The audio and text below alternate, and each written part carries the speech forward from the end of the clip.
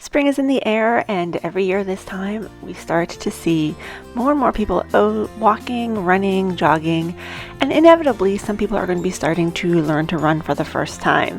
And today we're going to talk about why you need to make sure that you know how to walk before you can run. Stay tuned. You're listening to the Wellness Simplified podcast. Simple wellness tips to help you improve your life without turning it upside down. With your host, award-winning fitness instructor, nutrition coach, and wellness expert, Susie Fevens. Welcome back to the podcast, and thank you so much for tuning in once again. Today we're going to be talking about running, learning to run, and why you need to be able to walk before we can run. And I know you're thinking, Susie, clearly I can walk. Yeah, of course you can walk, but there needs to be some sort of aerobic foundation before you get into running. So many people just get up one day and decide that they want to get into shape, whatever that means, and they just start running. And then a lot of those people find themselves with runner's knee, iliotibial band syndrome, all sorts of problems that can arise from just getting up one day and deciding to start running.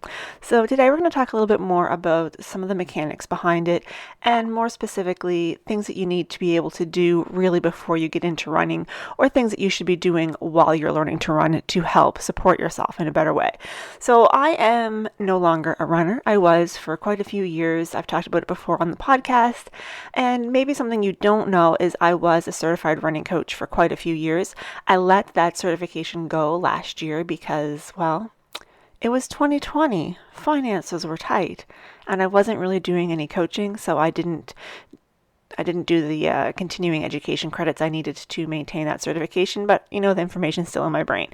So we're taking all that together and diving a little bit more deeply into this. Interestingly, this podcast episode is actually based on a blog post I wrote 11 years ago.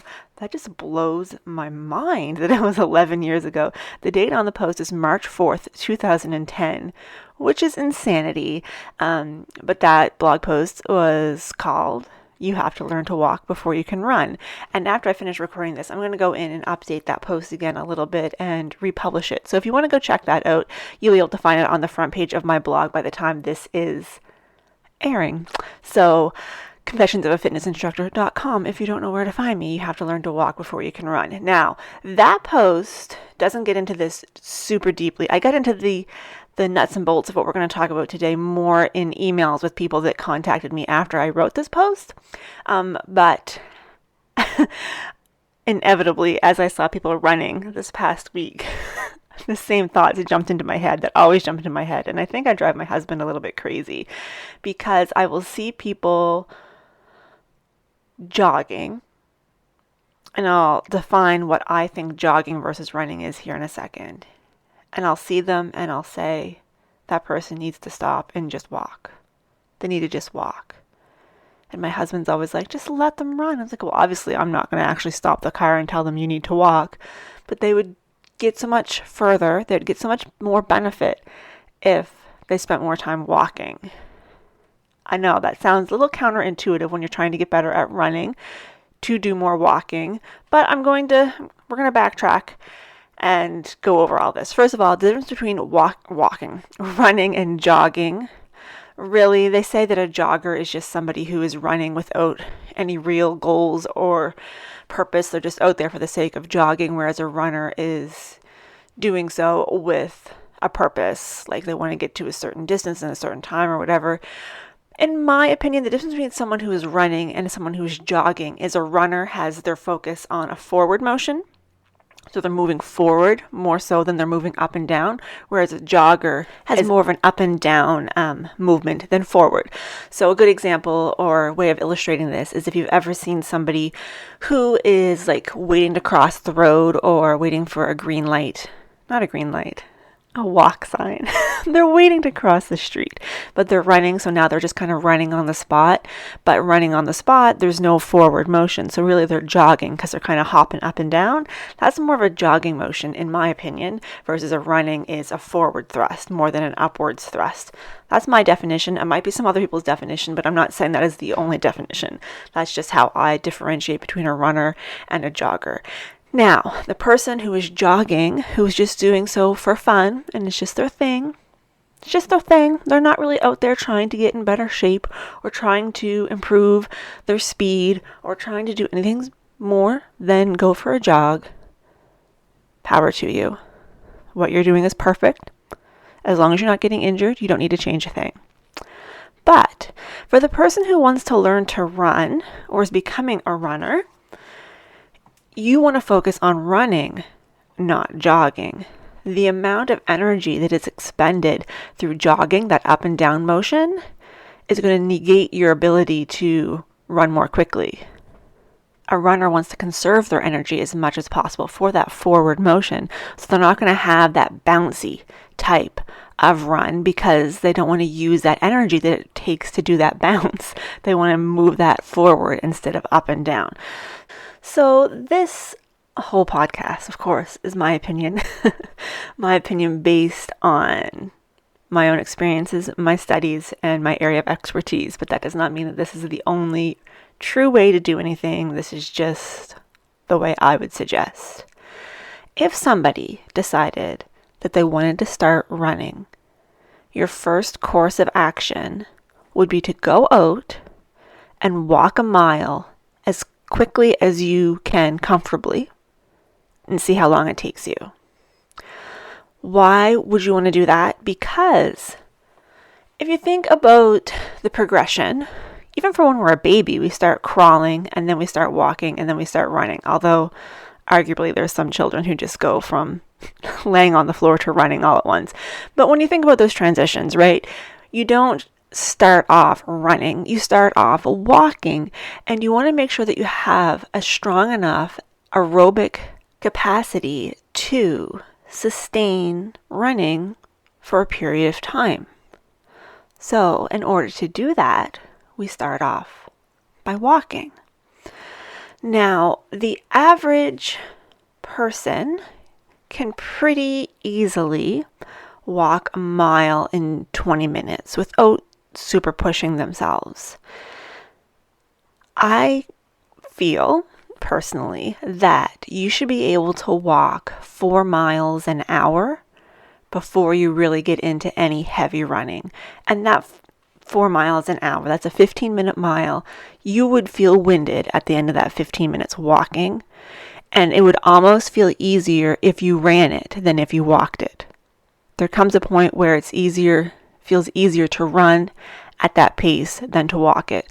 But I feel like you really should be able to walk it if you pushed yourself, because that's going to prove that you have the aerobic ability, that you have the strength in order to do that. So if you can walk that mile in 15 minutes, then you can start to add in some run-walk intervals.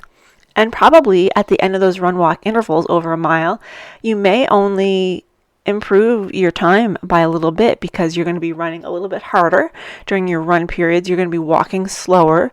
During the slow periods, you probably will cover a mile, depending on your physical activity level before starting.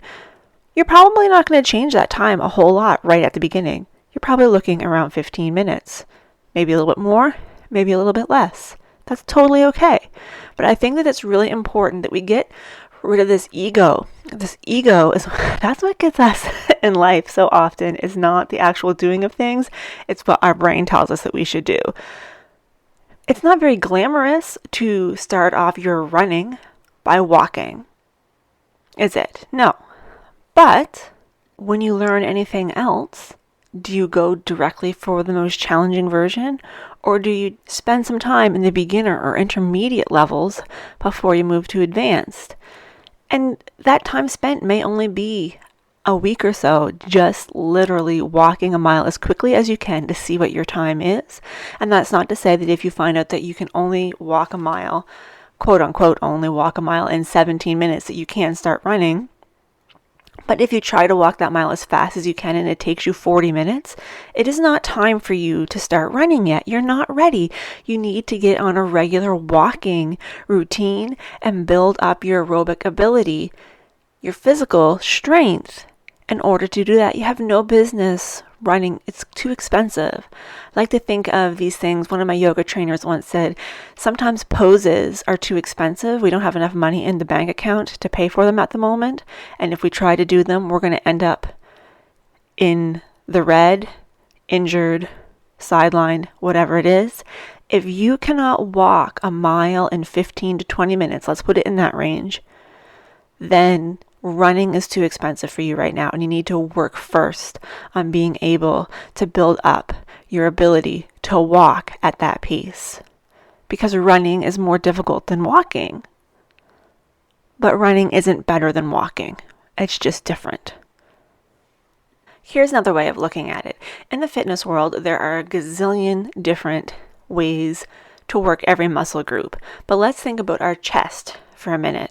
One of the most basic exercises to work your pectorals is going to be a chest press. Whether you're laying on a bench or laying on the floor, weights in your hands, extending your arms up and down into a chest press. A chest press is always going to be an effective exercise as long as you have the proper load. So as long as you have the proper weight for you on any given day, it doesn't matter if you can only press 5 pounds or you can press 150 pounds. It's still an effective exercise. Walking is always going to be an effective exercise. Even if you can run a mile in 6 minutes flat, walking is still an effective exercise. What a good foundation of walking does is the same as what a good foundation of being able to do a chest press does. If you have a good foundation of a chest press, you can start to work on more complicated moves. Maybe a push-up, which incorporates more muscles, but you need to have a certain amount of pectoral strength in order to execute a push-up. Walking is always going to be effective, but when you get to a certain level of expertise, strength, cardiovascular fitness through walking, you can start to do more complicated things, like adding in running intervals. It's not better, it's just different. So when I see people out running or jogging, and you can tell that they're just about done in, like their stride is mere inches. It is so small. It's just, oh gosh, I just want them to walk. I just want them to walk. There have been lots of instances in races where I was passing people while I was walking while they were running because their running pace had deteriorated so much because they were tired. And one of the best examples is on hills. So for those of you who don't know, I ran the Nike Women's Half Marathon in San Francisco, which, believe it or not, I know this is going to be a surprise, is very hilly. I've also run the Blue Nose Half Marathon a number of times, and Halifax also very hilly. So in San Francisco, I made myself a promise before I started that whenever I got to a hill, I wasn't even going to try to run up it. I wasn't even going to try. I was immediately going to stop and I was going to walk because I knew I was going to use way too much energy trying to run up a hill than I could conserve it while walking. So that's what I did. Every time we got to a hill, which was frequently, I would stop running and I would walk. And there were some of those hills that were so steep that I had to put my hands on my legs to help take myself up. And I would pass so many people who were trying to run, but it was like they were running on a treadmill because I couldn't get any traction because it just takes so much out of you. And one year when I was running the Blue Nose Half Marathon, we were in Point Pleasant Park in the wooded area, and we had to go up this hill on the trail. And once again, same thing, I just stopped and I walked up it, and there was a race official up at the top, because it was one of those places where a person could veer off and go the wrong direction if they weren't paying attention. And they were like, come on, you can run it, you can run it. And I was like, yeah, I could, but I'm not going to because I'm passing all these people who are trying to run while I'm walking. I'm conserving my energy. Now, I do want to say that the one time that I make an exception for that rule of never running up a hill is when we get to the end of the race and they put that finish line right on that hill in Halifax. You run up that sucker because you just want to be done. But walking up a hill, I often passed 15, 20 people who were trying to run. And not because my walking speed was so fantastic, just because they were basically spinning their tires because I can only assume their ego wouldn't let them stop and walk because they wanted to be able to get to the end of the race saying that I ran the whole thing. I don't care.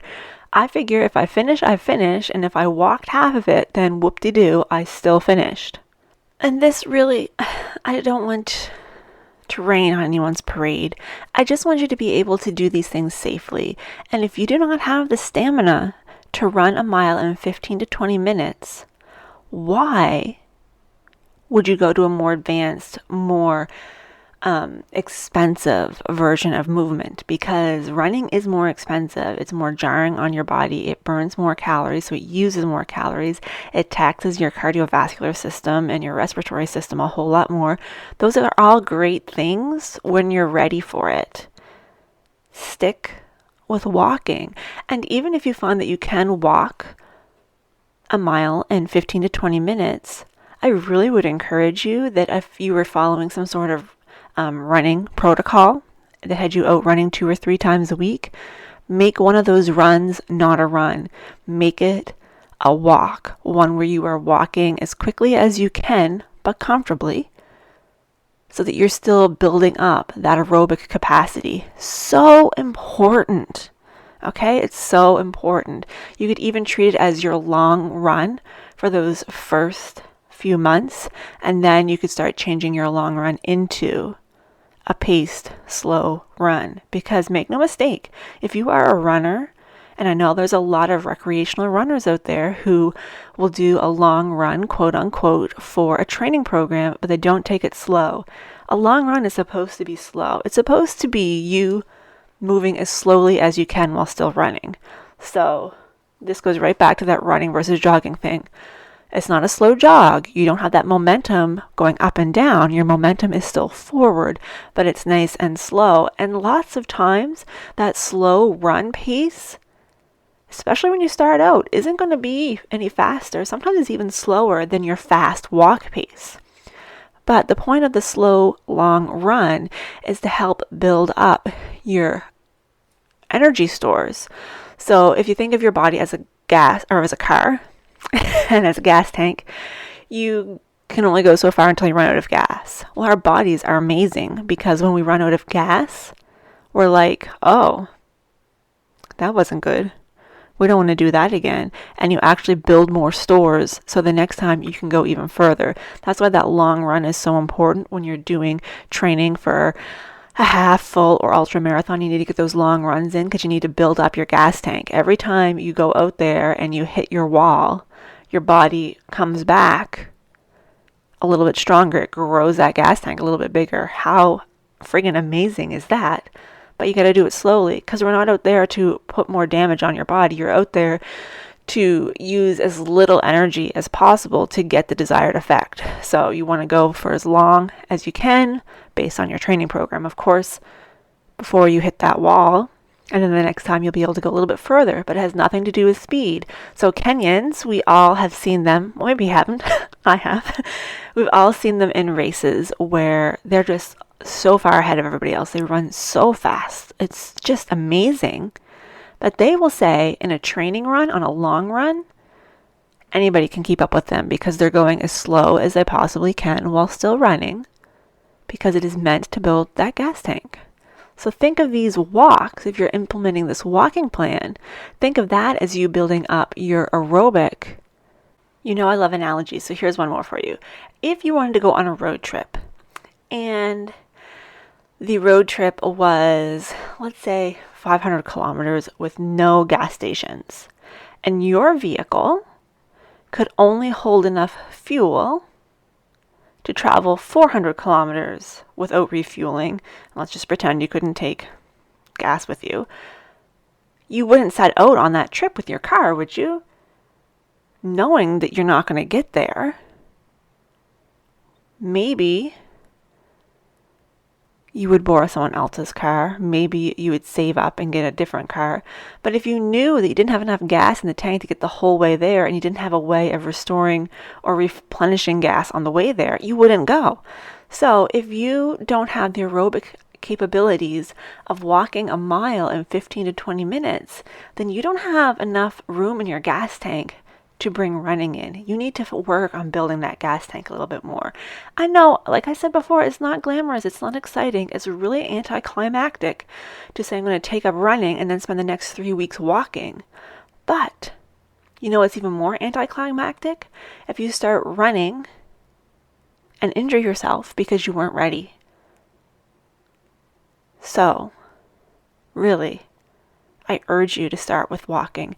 And if you are a fair weather runner, as I always was, who runs from spring to fall and then takes the entire winter off, you too should probably start off walking for the first week or two. It doesn't take as long to bounce back if you have that even seasonal capacity built up. But that first day, you shouldn't go out and run 5 miles. Maybe go out and walk 4. Build things back up. Give yourself a couple weeks. There is no shame in walking. Walking is amazing. I would argue walking is the best cardiovascular exercise out there because it is pretty accessible to anybody. Anyhow, you need to learn to walk before you can run. Sit your ego down. Just let it go.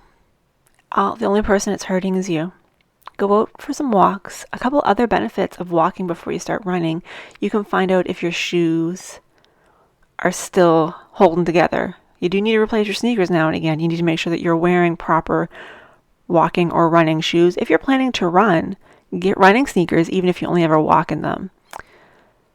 This is a good time to find out if those sneakers are working well for you, if you're going to get blisters, if they are giving you shin splints, any of those things. It's probably time for an upgrade. And if you're getting blisters, you need to go to a larger shoe size, okay? Your toes should be able to wiggle around in there without any difficulty. There should be room past your toes, past your big toe, because your feet swell as you're out there hitting the pavement. There should be lots of room in there. Nikes are notoriously narrow. So if you're wearing Nikes and you're getting blisters, maybe you need to choose a different style. I love Nikes. I love them, but my running sneakers, even though I don't run anymore, but my running sneakers are all Brooks because they are wider through the toe box and zero blister since I changed, and that was a number of years ago. Actually, fun fact, I was a Brooks running ambassador for a year or two back in the day. So there's other benefits to it as well. Making sure that your shoes are the right size and still holding together. Also, speaking of shin splints, those first few walks, runs, we tend to get some shin splints. Number one, if you're getting them consistently, you probably also need new shoes. But sometimes in the spring, it's a little bit more tender the first few times out because you haven't been using that muscle. That muscle is what the anterior tibialis is, the muscle that lifts our toes. So in regular walking, unless you're being subjected to my morning fitness classes, you're not using your tibialis anterior all that much. So it gets tired pretty quickly. It's a nice thin muscle. So it takes a little bit of time to build that back up, and it's more comfortable to do that while walking. Walking hills especially will help to build that back up. And then you don't have quite so many pains. And also, you recruit a lot of the same muscles when you walk versus run. So if you initiate a walking routine before you get back into running, it's going to allow you to activate all those muscles and get back in a good routine of using them, stretching them, all that stuff before you really start increasing the impact, because running obviously is more impact than walking. So again, just go into it slowly. Walk before you run. Also, when you warm up, you can walk before you run. Like, walking is wonderful. If you take anything away from this, I hope it is that walking is wonderful. That's it for today's episode. I hope you found this interesting. Let me know. You can contact me at Susie Confesses on on Instagram and Twitter. On Facebook, I'm facebook.com/confessions of a fitness instructor. My email is info@susiefevens.ca. And of course, I told you before, my website is confessionsofaFitnessInstructor.com. Also, you can find my virtual trainings on welluniversity.ca. Have a wonderful weekend, afternoon, day, whatever day it is for you, and I will talk to you next week.